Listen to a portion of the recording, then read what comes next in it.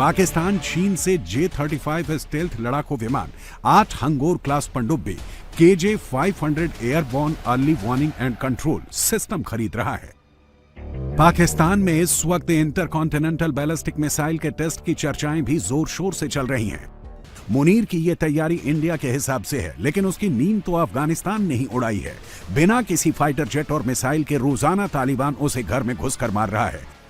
भारत की बार बार पब्लिक को भारत से डराने का क्या मतलब है? भारत को से डराने के बजाय मेरे ख्याल है पाकिस्तानी गवर्नमेंट को चाहिए कि वो पब्लिक को अफगानिस्तान से डराए, इसलिए कि अफगानिस्तान की तरफ से ये कहा जा रहा है कि जी आप बहुत जल्द अफगानिस्तान जो है वो पाकिस्तान के साथ ना सिर्फ ये कि हर तरह का ट्रेड बंद कर चुका है, मगर उसी के साथ साथ अफगानिस्तान की तरफ से ये भी कहा जा रहा है, या इस तरह की खबरें भी आ रही हैं कि कहीं ना कहीं जो है सुसाइड बॉम्बर्स तैयार किए जा रहे पाकिस्तान के लिए। जी हाँ, जो यहाँ पर आके फटफुट भी सकते हैं। हमारा तो ख्याल था कि भाई हमारा दुश्मन तो भारत है, और हमें तो यही बताया गया था कि अफगानिस्तान वाले तो हमारे दोस्त हैं और हमने तो उनकी हुकूमत बनाई है। लेकिन कैसी हुकूमत बनाई है कि वो सुबह शाम हमारे कान के नीचे दो लगा के जा रहे हैं और हम कुछ भी कर नहीं पा रहे।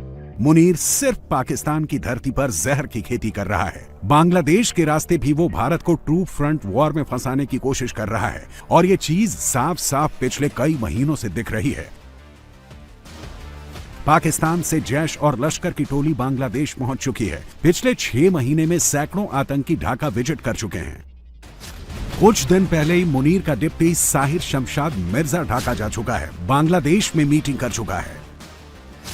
पाक नौसेना प्रमुख एडमिरल नवीद अशरफ ढाका में सैन्य अफसरों से मीटिंग कर चुका है।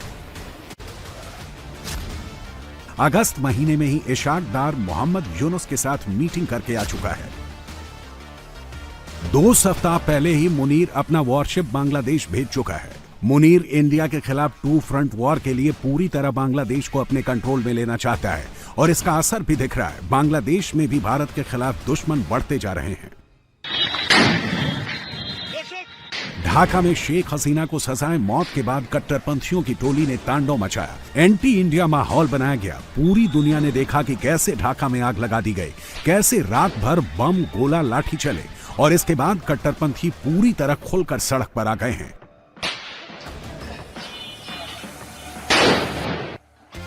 ढाका की सड़कों पर एंटी हसीना और एंटी इंडिया माहौल बनाने के लिए यूनुस की चहेती पार्टी सड़कों पर उतर चुकी है। शेख हसीना के लिए फांसी की डिमांड हो रही है।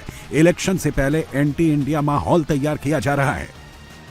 मैं इस वक्त बांग्लादेश की राजधानी ढाका में मौजूद हूँ, और ये जो प्रदर्शन आप देख रहे हैं ये एनसीपी का प्रदर्शन है। आज शेख हसीना के खिलाफ यहाँ प्रदर्शन किया जा रहा है। अवामी लीग के खिलाफ लोग सड़कों पर उतरे हैं। पूरा जो ढाका का ट्रैफिक है, देखिए जहाँ तक आपकी नजरें जाएगी इसी तरह से लोगों से सड़कें भरी हुई है। ट्रैफिक रोक दिया गया है और तमाम जो यूथ है वो सड़कों पर नजर आ रहा है। क्यों प्रदर्शन हो रहा है ये प्रोटेस्ट, जब शेख हसीना यहाँ है नहीं?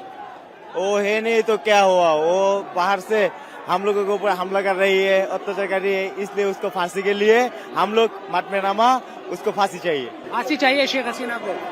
ये तमाम मैं देख रहा हूँ कि यूथ है आप लोग, और कहाँ मतलब कब तक इस तरह से प्रदर्शन होगा? क्योंकि जब तक उसको फांसी नहीं होगा हम रास्ते पे रहेगा। क्या डिमांड आप लोगों की है, क्या चाहते हैं आप शेख हसीना को?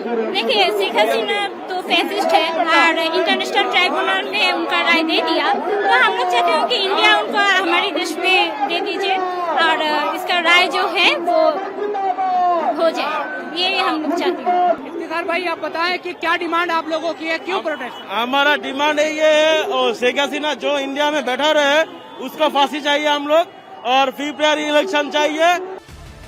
सड़क पर सिर्फ एनसीपी नहीं उतरी है, आतंकियों की चहेती पार्टी जमाते इस्लामी भी सड़कों पर जोर जोर से नारे लगा रही है।